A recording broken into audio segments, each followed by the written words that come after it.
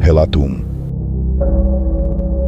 O taxista Carlos Mendes trabalhava havia mais de 20 anos nas ruas de São Paulo. Conhecia cada esquina, cada atalho, cada ponto de movimento da cidade. Já havia transportado todo tipo de passageiro: executivos apressados, casais apaixonados, turistas perdidos, bêbados animados. Mas nenhum deles o marcou tanto quanto a mulher de branco que entrou em seu carro numa madrugada fria de julho de 2003. Até hoje, Carlos se recusa a falar sobre o assunto com detalhes. Diz apenas que, depois daquela noite, nunca mais trabalhou no turno da madrugada. Era por volta das 2:30 da manhã, quando ele trafegava pela Avenida Brasil, na zona sul de São Paulo. O movimento estava fraco e ele pensava em encerrar o expediente.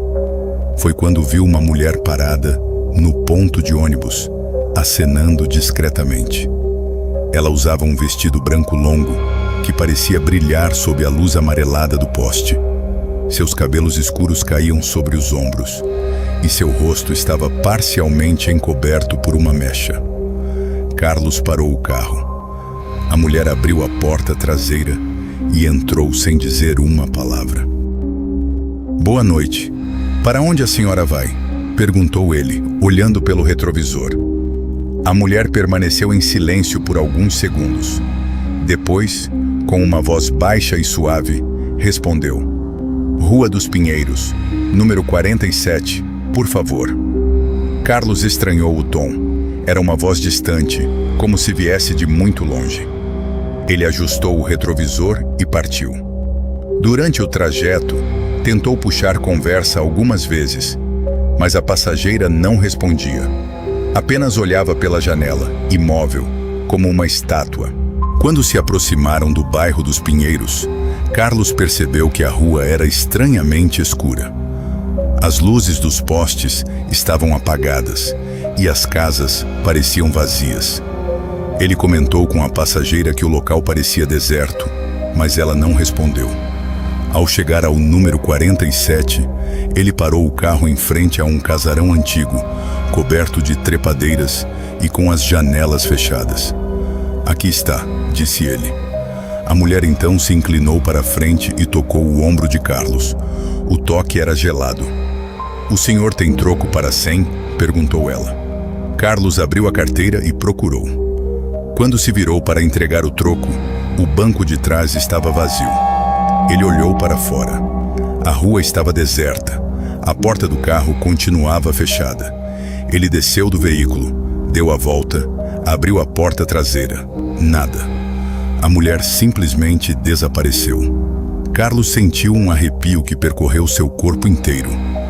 Bateu no portão do casarão, desesperado. Depois de vários minutos, uma janela se abriu no sobrado e uma senhora idosa apareceu. "O que o senhor quer a esta hora?" perguntou ela. Carlos explicou a situação. A senhora empalideceu. "Meu filho, a última pessoa que morou aqui foi uma mulher chamada Marina. Ela morreu há 5 anos, num acidente de carro, com um táxi, exatamente nesta rua." Carlos nunca mais esqueceu aquilo. Ele pesquisou sobre o caso e descobriu que Marina havia sido encontrada sem vida, em frente àquele mesmo casarão, em 1998. O motorista havia fugido sem prestar socorro.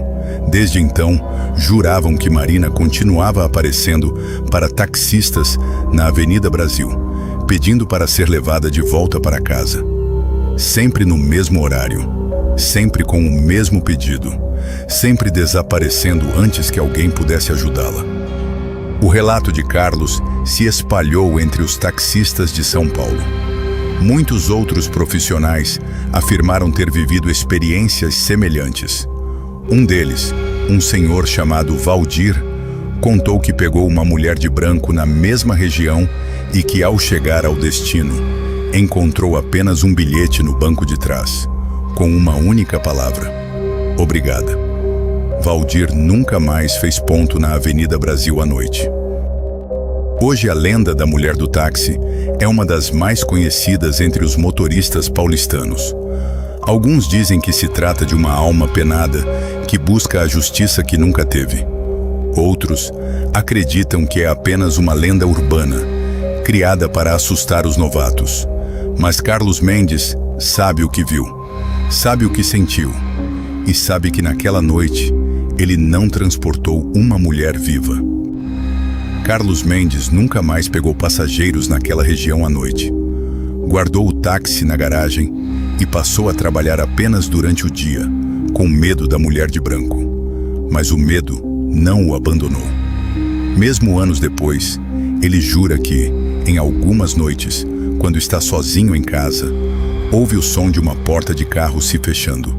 E então, um sussurro distante, como uma voz vinda do outro lado da rua. "O senhor tem troco para 100?" Ele nunca responde, porque sabe que, se responder, a mulher vai pedir para ser levada novamente. E desta vez, talvez, ela não desapareça antes do destino final. Relato 2. No coração do centro de São Paulo, entre ruas estreitas e prédios que se apertam uns contra os outros, ergue-se uma construção que parece ter saído de outro tempo. O edifício Martinelli, inaugurado em 1929, foi o primeiro arranha-céu da América Latina. Com seus 30 andares, ele representou a ambição de uma cidade que crescia sem limites. Mas, por trás da fachada imponente e dos salões que já abrigaram festas luxuosas, existe uma história de sombras, uma história de mortes, de decadência e de algo que, segundo muitos, nunca deixou o prédio. A construção do Martinelli começou em 1924, idealizada pelo conde italiano Giuseppe Martinelli, um imigrante que sonhava em deixar sua marca na cidade. O prédio foi erguido em etapas e os primeiros andares foram ocupados antes mesmo da conclusão total. Era um símbolo de modernidade, com elevadores, telefones e uma vista privilegiada da cidade. Mas o sonho de Martinelli se transformou em pesadelo. Problemas financeiros, dívidas acumuladas e a crise econômica da época o obrigaram a vender o edifício antes de vê-lo completamente pronto. Ainda assim, o Martinelli permaneceu de pé, imponente e orgulhoso, como um gigante de concreto no meio da cidade. Foi durante as décadas de 1930 e 1940 que o prédio começou a ganhar uma reputação sinistra. Relatos de moradores e visitantes descreviam sons estranhos nos corredores, passos que ecoavam em andares vazios e a sensação constante de estar sendo observado. Alguns diziam ver vultos nas escadarias, outros, sombras que se moviam rapidamente pelos corredores escuros. O Martinelli, que antes fora um símbolo de luxo, passou a ser evitado por muitos. A decadência do edifício acompanhava a decadência do próprio centro de São Paulo. O caso mais famoso, e que deu origem à lenda principal, ocorreu na década de 1950. Uma jovem chamada Julieta, que morava no edifício, teria se jogado do alto de um dos andares após uma desilusão amorosa. Seu corpo foi encontrado no poço do elevador, e a história se espalhou rapidamente. Diziam que Julieta não suportou a dor de um amor não correspondido e que, antes de pular, deixou uma carta de despedida. Mas a carta nunca foi encontrada, e foi a partir daí que os relatos de aparições se intensificaram. Moradores do Martinelli passaram a afirmar que viam uma mulher de vestido branco vagando pelos corredores durante a madrugada. Ela aparecia silenciosamente, caminhava alguns metros e desaparecia ao virar uma esquina. Quem tentava segui-la encontrava apenas um corredor vazio. Outros diziam ouvir um choro abafado vindo do poço do elevador, como se alguém estivesse preso lá embaixo, chamando por ajuda. O prédio, que já era visto como um lugar decadente, tornou-se um cenário de pavor. Na década de 1970, o Martinelli foi desapropriado pela prefeitura e passou por uma grande reforma. A ideia era devolver ao prédio sua antiga glória. Mas os fenômenos, segundo os funcionários que trabalhavam na obra, não cessaram. Pedreiros relatavam ouvir batidas nas paredes quando estavam sozinhos. Eletricistas sentiam arrepios inexplicáveis ao entrar em determinados cômodos. E um vigia noturno, um senhor chamado Alfredo, jurou ter visto a mulher de vestido branco parada no hall de entrada, olhando fixamente para ele. Quando ele acendeu a lanterna, ela desapareceu. O Martinelli foi restaurado e reocupado. Hoje, abriga órgãos públicos, lojas e escritórios. Mas a lenda continua viva. Funcionários que trabalham no prédio relatam, em conversas informais, que ainda ouvem passos nos corredores vazios. Alguns dizem que o elevador para sozinho em andares onde ninguém o chamou. Outros afirmam que, em certas noites, o cheiro de flores murchas invade os corredores, sem explicação aparente.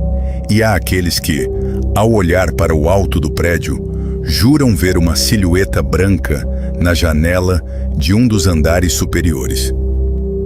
O que torna o fantasma do Martinelli tão perturbador não é apenas a aparição em si. É a mistura de história, decadência e tragédia que envolve o prédio. O Martinelli foi palco de sonhos e de pesadelos. Foi um símbolo de riqueza e de ruína. E como muitos acreditam, tornou-se um lar para aqueles que não conseguiram partir. A jovem Julieta é apenas uma das histórias. Há relatos de outras mortes, outras tragédias, outros espíritos que vagam pelos corredores. O Martinelli, para muitos, é um prédio vivo, vivo demais. Se você estiver no centro de São Paulo e passar em frente ao edifício Martinelli, preste atenção. Observe as janelas. Observe as sombras. Talvez você veja algo que não deveria estar ali. Talvez você sinta um arrepio que não vem do vento. Porque o Martinelli guarda mais de um século de histórias. E nem todas elas pertencem ao mundo dos vivos.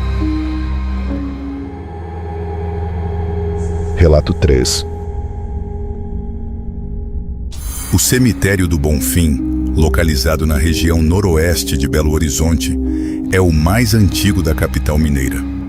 Inaugurado em 1897, poucos meses antes da própria cidade ser oficialmente fundada, ele abriga os restos mortais de figuras históricas, artistas, políticos e milhares de cidadãos comuns.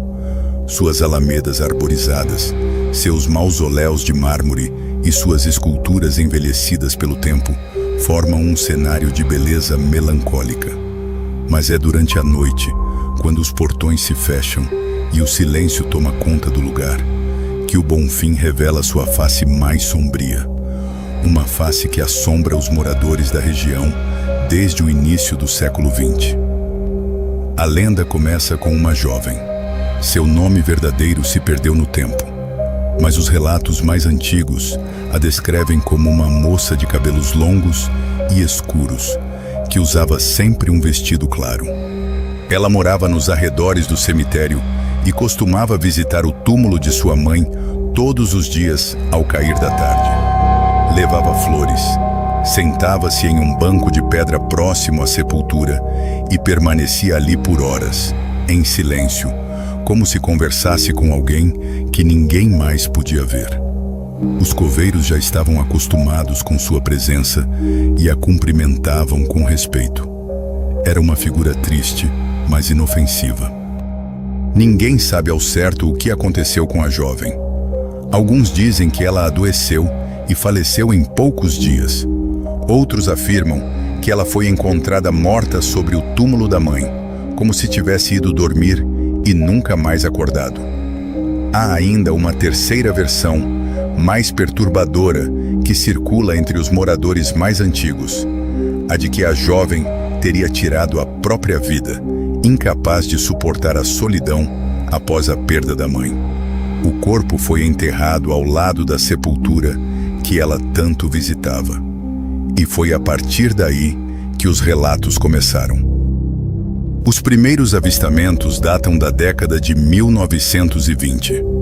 Coveiros que trabalhavam no cemitério durante a madrugada relatavam ver uma figura feminina caminhando entre as alamedas. Ela usava um vestido claro e se movia lentamente, como se estivesse procurando algo. Quando alguém tentava se aproximar, a figura desaparecia atrás das árvores.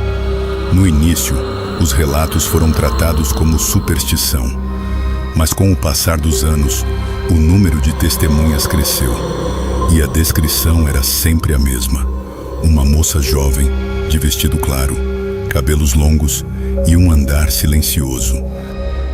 Na década de 1940, um coveiro chamado Antônio viveu uma experiência que o marcou para sempre. Ele contava que, certa madrugada, estava cavando uma sepultura quando sentiu uma presença atrás de si. Virou-se devagar e viu a moça parada a poucos metros, observando-o. Ela não disse nada, apenas olhava. Antônio ficou paralisado, sem saber o que fazer. Depois de alguns segundos, a moça apontou para o túmulo onde ele trabalhava e balançou a cabeça negativamente, como se desaprovasse algo. Em seguida, desapareceu. Antônio nunca mais conseguiu trabalhar sozinho à noite. Pedia sempre que outro coveiro o acompanhasse. Com o passar das décadas, a lenda da moça fantasma do Bonfim se espalhou por Belo Horizonte. Moradores dos bairros próximos ao cemitério passaram a evitar passar pela região durante a noite. Diziam que, em certas madrugadas, era possível ouvir um choro fraco vindo de dentro do cemitério. Um choro feminino, abafado, que parecia vir do túmulo da jovem. Outros afirmavam ver uma luz pálida se movendo entre as sepulturas, como se alguém carregasse uma vela. E havia aqueles que juravam ter visto a moça parada no portão principal, olhando para a rua, como se esperasse alguém que nunca chegava. Na década de 1970, um estudante universitário decidiu investigar a lenda como parte de um trabalho acadêmico. Ele passou 3 noites acampado em frente ao cemitério, observando o portão e as alamedas visíveis. Na terceira noite, por volta das 2 da manhã, ele viu algo que o fez abandonar a pesquisa imediatamente. Uma figura feminina, de vestido claro, atravessou o portão principal sem abri-lo. Ela caminhou alguns metros pela rua, parou sob um poste de luz e olhou para trás. O estudante afirmou que naquele momento sentiu um frio intenso percorrer seu corpo. A figura então se desfez no ar, como fumaça. Ele nunca mais voltou ao local. A moça fantasma do Bonfim é hoje uma das lendas urbanas mais conhecidas de Belo Horizonte. Ela atrai curiosos, pesquisadores e até caçadores de fantasmas, que visitam o cemitério em busca de evidências. Alguns captam sons estranhos em gravações. Outros registram imagens borradas que acreditam ser da jovem. Nada foi comprovado cientificamente, mas os relatos continuam. E a lenda permanece viva, alimentada por cada nova testemunha que jura ter visto algo inexplicável entre as alamedas do Bonfim. Se você estiver em Belo Horizonte e decidir visitar o cemitério do Bonfim, faça-o durante o dia. Admire as esculturas, leia as inscrições nas lápides, sinta a história que emana de cada túmulo. Mas quando o sol começar a se pôr, vá embora. Porque a noite no Bonfim pertence a ela. A moça de vestido claro, que ainda caminha entre as sepulturas, procurando a mãe, esperando uma despedida que nunca aconteceu, e que, segundo os relatos, não gosta de ser incomodada.